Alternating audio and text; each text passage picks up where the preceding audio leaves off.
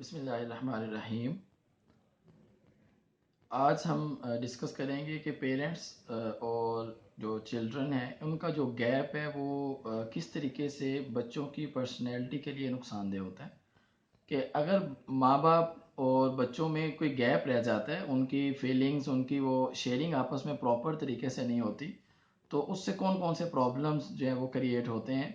और सोसाइटी में जब वो बच्चे ग्रो करके आते हैं, जब वो ग्रो करते हैं तो उनका रोल किस तरीके से जो है वो उस तरह से प्रॉपर नहीं होता जिस तरह से होना चाहिए था, या उनकी पर्सनैलिटी में वो कुछ जो है वो डेफिशिएंसीज रह जाती हैं, उनकी पर्सनैलिटी में प्रॉपर वो एक डेवलप पर्सनैलिटी नहीं बन पाती। तो उसमें मैं एक वाकया आपसे शेयर करता हूँ और उसके बाद फिर हम जो है वो कुछ डॉक्टर्स की बात करेंगे कि वो डॉक्टर्स इसको किस तरीके से देखते हैं। तो एक मैं प्रोग्राम देख रहा था इकरारुल हसन का।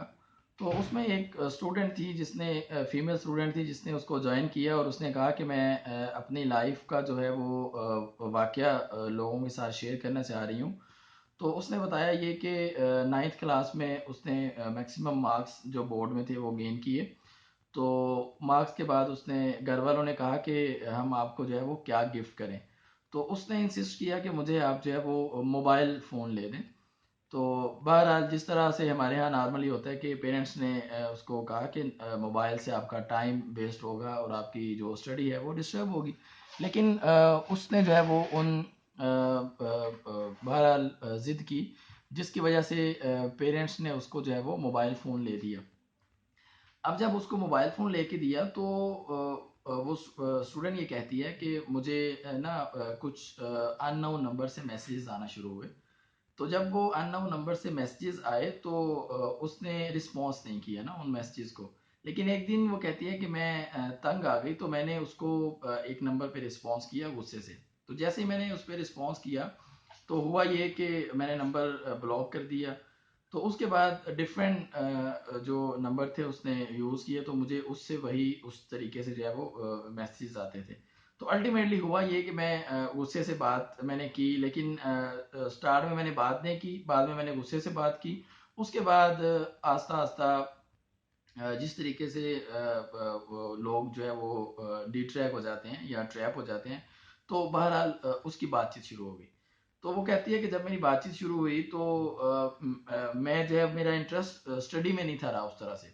तो स्टडी का इंटरेस्ट उसका ख़त्म होना शुरू हुआ। अब ये देखें, ये वो चीज़ें थी जिसने जो उसने किसी के साथ शेयर नहीं की, घर वालों के साथ, तो वो उसका एक तरीके से जो है वो ये सिलसिला चलना शुरू हो गया।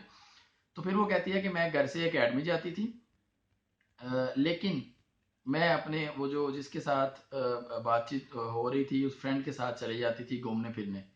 तो उसके बाद वो मुझे घर ड्रॉप कर देता।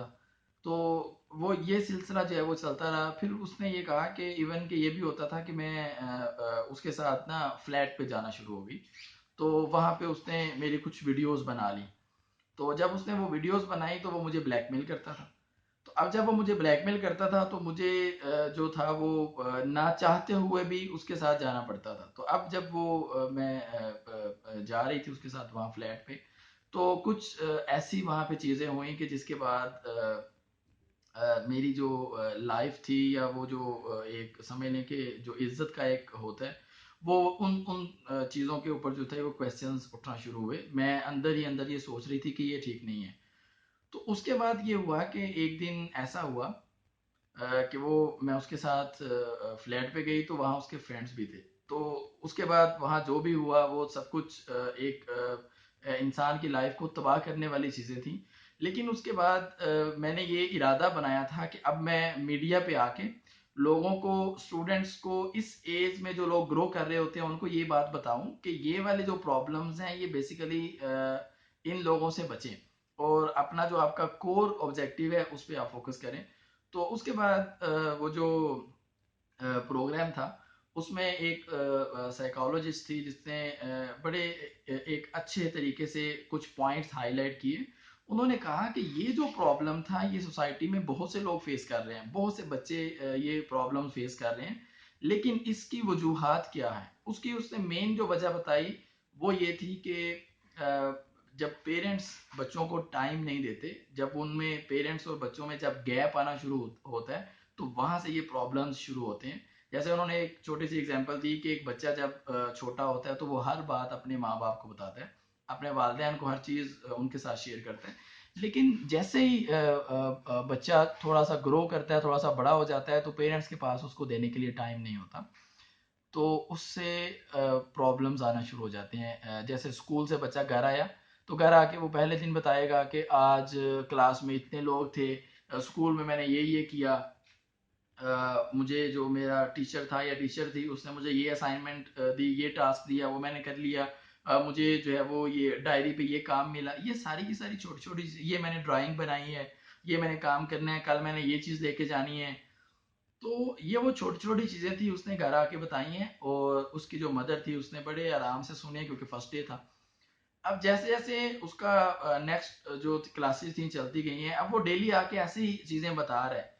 लेकिन हुआ क्या कि कुछ दिन गुजरने के बाद, कुछ टाइम गुजरने के बाद बच्चे को ये फील हुआ कि अब जो मेरी मदर है वो मुझे उस तरह से मेरी बात नहीं सुन रही, उसको वैल्यू नहीं दे रही।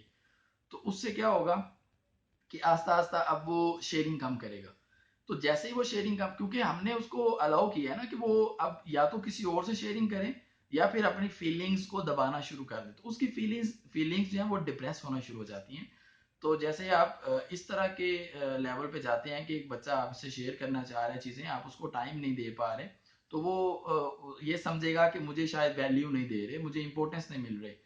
तो वो क्या करेगा, वो अब जो फीलिंग्स थी उसने जो आपको डेली कुछ चीजें बतानी थी वो उसकी दबती जा रही हैं। अब एक टाइम ऐसा आता है कि उसको कोई फ्रेंड मिल जाता है, या कोई अगर तो वो अच्छा फ्रेंड है तो वो उसके लिए ब्लेसिंग है। लेकिन अगर उसको कोई ऐसा फ्रेंड या ऐसा बंदा मिलता है जिसके साथ जब वो अपनी फीलिंग्स को शेयर करता है, या जिसको वो इंपॉर्टेंस दे रहा होता है, या जो उसकी वैल्यू, उसकी बात को वैल्यू देता है, उसकी बात को इंपॉर्टेंस देता है, तो उसको ये लग रहा होता है कि शायद मेरे लिए ना ये बड़ा करीबी है मेरा, तो मेरे लिए ये बड़ा सिंसियर है। तो उसके साथ वो अपनी सारी फीलिंग्स शेयर करता है, और जैसे ही उसके साथ वो फीलिंग्स अपनी बड़ी ज्यादा बातें, बड़ी ज्यादा चीजें जो दबी हुई थी एक अरसे से, तो वो जब शेयर करता है तो उसको लगता है कि यही मेरे लिए सबसे इंपॉर्टेंट है। वहां से रिलेशन खराब होना शुरू हो जाता है। तो जैसे ही वो रिलेशन खराब होता है, तो बेसिकली उसकी वजह ये नहीं थी कि वो एकदम से रिलेशन खराब हुआ, एकदम से जो है वो बच्चा इस तरह के जो फेज है उसमें चला गया। तो बेसिकली स्टार्ट कहाँ से हुआ कि जब और उसके बाद जब वो मैंने जो पहले वाला वाक्य सुनाया था कि उसमें उसने किसी को बताया नहीं है, एट द एंड उसने बताया। तो अगर यही वो शेयरिंग करने की आदत, यही हैबिट उसकी वालदेन के साथ होती, तो जो प्रॉब्लम वो फेस कर रही थी या कर रहा था, तो वो स्टार्ट में ही अपने पेरेंट्स को बताता कि मेरे साथ ये हुआ है। तो वो उसके लिए उसको समझाते, कोई उसके लिए उसको बताते कि बेटा ये लाइफ में ये चीजें हैं, ये रास्ता इस तरह से है, ये रास्ता ठीक नहीं है, लोग आपको गलत तरीके से जो है वो डिट्रैक्ट करेंगे, आपका मेन जो ऑब्जेक्टिव है, जो आपका मेन एम है, उससे आप हट जाओगी।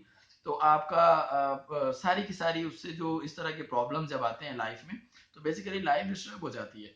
तो इसलिए खुदारा जो है वो आप अपना बच्चों के लिए टाइम, ये स्पेशली मेरा पेरेंट्स के लिए को पैगाम है कि आप घर में जो आपके बच्चे हैं छोटे, उनको आप प्रॉपर टाइम दें, उनकी बात सुने, और बच्चों को ये लगे कि हमारे लिए सबसे इम्पोर्टेंट जो है वो पेरेंट्स हैं, और पेरेंट्स के लिए भी सबसे इम्पोर्टेंट उनके बच्चे हों। लेकिन वो तब होता है कि जब हम प्रैक्टिकली उन चीज़ों को देखें, जो चीज़ें हमने उनके साथ उनको बतानी है, समझानी है, वो हम प्रॉपर तरीके से उनके साथ कन्वे करें, उनको अच्छे तरीके से सिखाएं, और हर चीज़ उनको बताएं सोसाइटी की, ये नेगेटिव चीज़ें हैं, ये नेगेटिव ये प्रॉब्लम्स हैं, जब आप बाहर जाएंगे तो इन चीज़ों को आप फेस करेंगे, ताकि जब बच्चा कोई भी प्रॉब्लम देखे, कोई भी इशू फेस करे, तो वो फेस करने के बाद डायरेक्टली आपके साथ वो उसको जो है वो शेयर करे।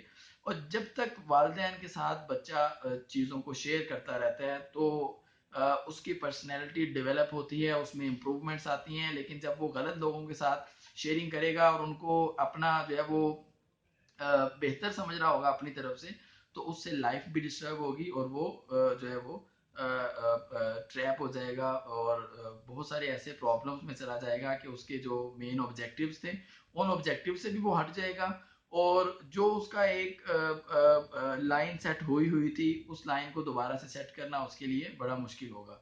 तो इसलिए ये एक पैगाम पेरेंट्स के लिए भी था, और दूसरा पैगाम ये स्टूडेंट्स के लिए भी था, बच्चों के लिए भी था कि वो भी जो चीज़ें फेस करें, वो मैक्सिमम कोशिश ये करें कि जो भी प्रॉब्लम या जो इस तरह का कोई इशू आए तो वो अपना जो बड़ा कोई करीबी है, अगर पेरेंट्स को नहीं बताना चाह रहे तो किसी बड़े को बताएं। नॉर्मली होता ही है कि जब पेरेंट्स और बच्चों में गैप आता है तो बच्चे फिर उनके साथ शेयरिंग नहीं करते, तो इसलिए आप ऐसा एक इन्वायरमेंट क्रिएट करें कि हर चीज़ आपके साथ शेयर हो, ताकि प्रॉब्लम से, आपकी लाइफ से, डिस्टर्बेंस से बचा जा सके और साइकोलॉजिकल एक अच्छी पर्सनैलिटी जो है वो डेवलप हो सके। शुक्रिया।